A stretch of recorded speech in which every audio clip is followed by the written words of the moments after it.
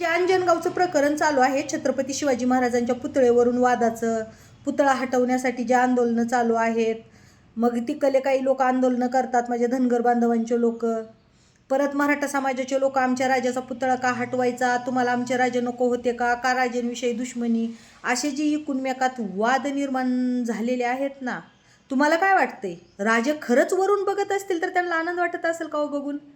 कारण माझे छत्रपती शिवाजी महाराजांनी 18 पगड जातीला घेऊन स्वराज्य निर्माण केलंय. आणि आज तुम्ही त्या स्वराज्यात इतके फोटो पाडून तिच्या चिंदाड्या करताय त्या स्वराज्याच्या. सगळं आयुष्य घालवलं माझ्या राजांनी स्वराज्य निर्माण करण्यासाठी आणि त्या स्वराज्याचं रक्षण करण्यासाठी.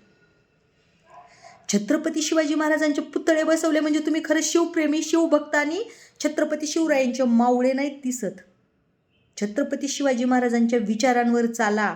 छत्रपती शिवाजी महाराजांचं जे कार्य होतं त्या कार्यावर चाला, तेव्हा तुम्ही खरे छत्रपती शिवरायांचे मावळे आहेत. छत्रपती शिवाजी महाराजांनी कधीच कुठल्या मंदिराची विटंबना किंवा मंदिराचे कळस काढण्याचं काम नाही केलं, तर मंदिराचे कळस, अंगणातली तुळस, गोट्यातली गाय आणि घरातली माय सुरक्षित राहण्यासाठी माझ्या छत्रपती शिवरायांनी काम केलेलं आहे.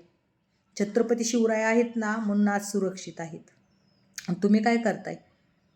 धनगर बांधवांचं ते श्रद्धास्थान आहे, बिरोबाचं देवस्थान, आणि तुम्ही तिथं रातोरात नेऊन छत्रपती शिवाजी महाराजांचा पुतळा बसवलेत. अरे आपले छत्रपती शिवाजी महाराज उतळ मातेनं जगलेले आहेत हो, आणि तुम्ही त्यांना रात्री बसवायचं काम करताय. छत्रपती शिवाजी महाराजांचे गनिमी कावे आपल्या अंगात असतीलही, आपल्या रक्तात असतीलही, पण त्याबरोबर छत्रपती शिवाजी महाराजांनी हे गनिमी कावे केले ते चुकीच्या मार्गाने केलेले नाहीत, जे आज आपण करतोय. छत्रपती शिवाजी महाराजांनी जे गनिमी कावे केले ते शत्रूंवर केले, दुश्मनांवर केले, आणि आपण आज आपल्यातच फूट पाडतोय. अरे आपले धनगर बांधव लहान भाऊ म्हणतोय, धनगर बांधवच नाही, मराठा समाज मोठा भाऊ म्हणतात, आणि बाकीचे जे आहेत 18 पगड जात ती लहान भाऊ मानलं जातंय. आणि तुम्ही लहान भावाच्या जर असं श्रद्धास्थानी त्यांचे तिथं सांस्कृतिक कार्यक्रम घेतले जातात असं तसं म्हणतात. त्यांचं ते महाद्वार आहे, आणि त्यांचंच नाही बिरोबा देवस्थान. आपण जर भाऊ बहीण एकमेकाला म्हणून राहत असेल तर ते आपलं पण आहेच ना. मग हे कितीपत योग्य आहे? का वागायचं असं?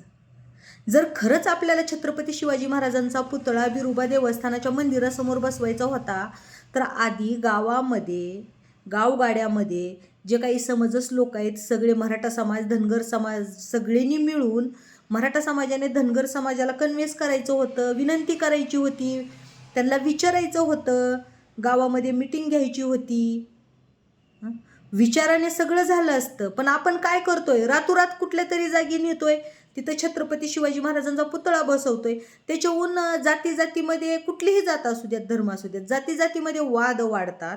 वाद वाढल्यानंतर भांडण तंटे, बायकांचे कपडे फाडाफाडी, इतक्या खालच्या स्तराला डोके फोडाफोडी ती वाद पोहोचतात. राजांना कधी वाटलं होतं का? छत्रपती शिवाजी महाराजांनी आपल्याला कधीच सांगितलं नाही माझे पुतळे बसवा किंवा काय. खरंच छत्रपती शिवाजी महाराजांना जर असं वाटलं असतं ना की माझे पुतळे बसवावे, कुठंतरी माझं नाव गाजवावं, तर छत्रपती शिवाजी महाराजांनी एवढे गड किल्ले जिंकले ना, त्या गड किल्ल्याला स्वतःचं नाव दिलं असतं.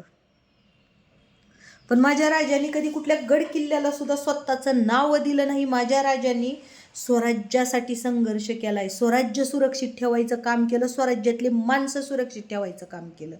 पण आपण काय करतोय, महाराजांच्या पुतळ्यासाठी जे राजांनी स्वराज्य निर्माण केलंय त्या स्वराज्यातल्या माणसांवर वार करतोय, महिलांवर वार करतोय, महिलांचे कपडे फाडतोय. राजाला चांगलं वाटत असेल का हो माझ्या हे सगळं बघून? तुम्हाला तरी योग्य वाटतंय का हे? आपल्याला पुतळाच बसवायचा आहे ना महाराजांचा. मला नाही वाटत की 18 पगड जातीतलं कुणीही माझ्या राजाच्या पुतळ्यांना विरोध करेल, कधीही करणार नाही, कधीही. पण त्यासाठी आपण जे रातोरात पुतळे बसवतोय ना, 8-10 दिवस त्या वादात घालवतोय, आणि इतकंच नाही, मग त्या वादामध्ये जेव्हा बेकायदेशीर बसवला गेलेला असतो किंवा त्याचं परमिशन घेतलेलं नसतं. आता भूममधलं काय प्रकरण झालं माहीत आहे ना तुम्हाला, की डॉक्टर बाबासाहेब आंबेडकरांच्या पुतळ्यासाठी ती जागा निवडली होती, परमिशन घेतलं होतं, आणि तिथं बी आपण असंच रातोरात पुतळा बसवला वाटतंय. आणि मग काय झालं, त्या पुतळ्याला झाकण्यात आलं ना महाराजांच्या. किती जीव तुटला. म्हणजे महाराजांचा अवमान कोण करतंय? आपण स्वतः करतोय. रातोरात आपण पुतळे बसवतोय आणि हटवण्याची मागण्या करायला पुन्हा जे लोक तयार होतात त्यावेळेला आपल्याला अपमान वाटतो की माझ्या राजांचा पुतळा का हटवायलेत. अहो बरोबर आहे ना. मग महाराजांचा अपमान आपण लोकच करतोय, मग आपण हेच का महाराजांचे शिवभक्त? छत्रपती शिवाजी महाराजांनी मी मगाशी सांगितलं गनिमी कावे केले, पण गनिमी कावे शत्रूंवर केलेले आहेत. आपण आपल्या लोकांवर गनिमी कावे करतोय. ज्या छत्रपती शिवाजी महाराजांनी 18 पगड जातीला घेऊन स्वराज्य निर्माण केलंय, 18 पगड जाती एकजूट ठेवलेली आहे, आज आपण त्या जाती जातीमध्ये फुटो पाडतोय. मी माझ्या धनगर बांधवांना पण भावांनो कळकळीची विनंती करते, कारण ते धनगर बांधवांचं श्रद्धास्थान आहे आणि कुणाच्याही श्रद्धेला ठेच पोहोचवणं म्हणजे चुकीचं आहे, चुकीचं आहे. मी माझ्या मराठी बांधवांना परत एकदा सांगन, ही जे अंजन गावातले गावकरी समजदार आहेत, तुम्ही सगळे समजदार आहेत, सगळे बसा, मीटिंग घ्या, ग्रामसभा घ्या, ग्रामपंचायत भरवा आणि सगळ्यांनी एकजूट होऊन विचार करा. काय असेल त्याच्यावर मार्ग काढा. राजांच्या पुतळ्यासाठी वादविवाद करू नका. खरंच जर ती मंदिराची जागा असेल, खरंच ते कायद्यात बसत नसेल, तर कुठंतरी छान जागा बघून तिथं माझ्या राजांचा पुतळा बसवा. आणि जर ती खरंच म्हणजे माझ्या धनगर बांधवांना तिथं काय अडचण नसेल, काही नसेल, तर राहू देत की माझ्या राजांचा पुतळा. अहो छत्रपती शिवाजी महाराजांच्या पुतळ्यांना किती जागा लागणार आहे हो अशी. आणि उलट तुम्हाला पण धनगर बांधवांना पण गर्व वाटायला पाहिजे ना, की मंदिराच्या आसपास राजा आहेत, ज्या राजांनी ना 18 पगड जातीला घेऊन स्वराज्य निर्माण केलेलं आहे, आणि त्या राजाच्या दोन हात पुतळ्याच्या जागेसाठी जर विरोध होत असेल ना, काळजाला लागतंय. भलेही आमचा मराठा समाज चुकलाय, मान्य करते चुकलाय, पण यामुळं काय होतंय माहिती आहे का, की आपल्या राजाचा अपमान होतोय हो. आणि राजे फक्त मराठ्यांचे नाहीत, राजे फक्त 18 पगड, राजे फक्त मराठा एका कुठल्या समाजाचे नाहीत, आणि कुठलेही थोर पुरुष कुठल्याच एका समाजाचे नाहीत हो. त्यांनी एका समाजासाठी नाही कार्य केलेलं, सगळ्यासाठी केले. म्हणून थोर पुरुषांच्या पुतळ्याला विरोध नका करू. खरंच जर तुमच्या मंदिर म्हणजे बिरोबाच्या मंदिराला अडचण होत असेल, खरंच तिथं खरंच प्रॉब्लेम येत असतील महाराजांच्या पुतळ्यामुळे, तर कायद्यात जर चुकीच्या प्रकारे बसवला असेल तर काही हरकत नाही, योग्य ठिकाण बघून योग्य ठिकाणी बसवा. पण मी माझ्या मराठी बांधवांना एकच सांगेन, आपल्या राजांचा अवमान आपण करतोय.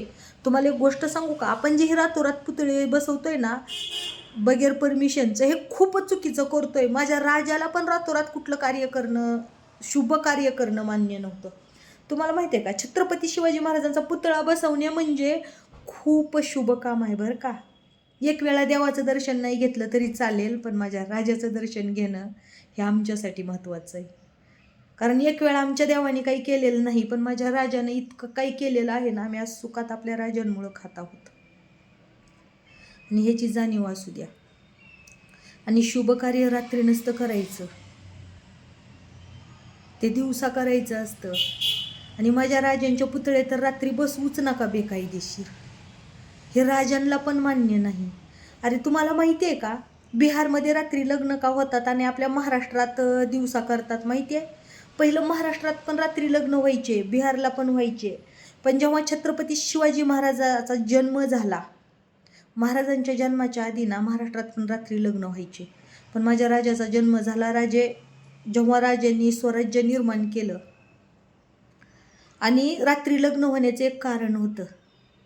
लग्नामध्ये जी नवरी असती ना, त्या नवरीला ही निजाम मोगलं उचलून घेऊन जायचे, तिच्यावर अत्याचार करायचे, पण कोणाची हिंमत होत नव्हती त्यांना अडवण्याची, म्हणून रात्री लग्न करायचे. पण जेव्हा माझे राजे समजच झाले, कर्तुकीला आले ना, तेव्हा राजांनी स्त्रियावर होणारे अत्याचार, गोरगरिबावर होणारे अत्याचार बंद केले. आणि जेव्हा आपल्या महाराष्ट्रात लग्न असेल ना मुलीचं कुणाचं, तर माझे राजे तिथं स्वतः उभा राहायला लागले तलवार घेऊन. मग काय कुणाची ताकद आहे, कोण्या मोगल्याची कोण्या निजामाची? राजा असताना तिथल्या नवरीला उचलून न्यायची अजिबात नाही. मग तेव्हापासून महाराष्ट्रात दिवसा लग्न व्हायला चालू झाले, पण बिहारमध्ये आणखीन सुद्धा रात्रीचं लग्न होतात. हे कारण आहे त्याचं माहिती आहे, की गपचूप लग्न करावं लागायचं. जर माहीत झालं निजामी लोकांना, मोगलांना की लग्न आहे असं असं, तर ते नवरीला उचलून न्यायचे.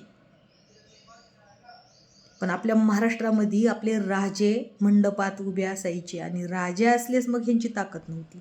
त्यामुळं मग महाराष्ट्रात दिवसा लग्न करायला लागले. अरे कुणाचे लग्नसुद्धा राजांनी दिवसा करायची प्रथा पाडलेली आहे आणि आपण काय करतोय? महाराजांचे पुतळे रात्री बसवतोय.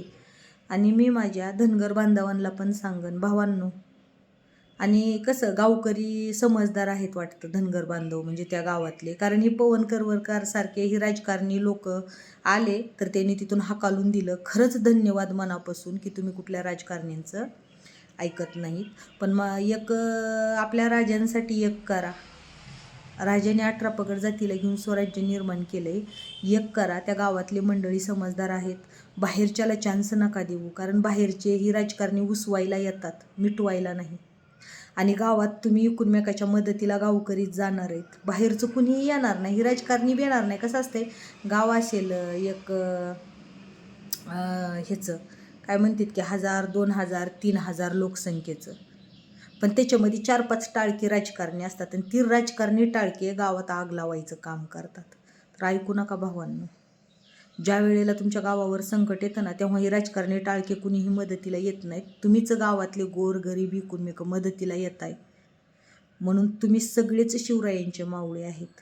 जर खरंच ती जागा ही असेल तर योग्य ठिकाणी महाराजांचा पुतळा बसवा, आणि खरंच जर काही अडचण नसेल तर राहू देत आपल्या राजांचा पुतळा. शेवटी तुमची समंजसपणानं घ्या. जय महाराष्ट्र.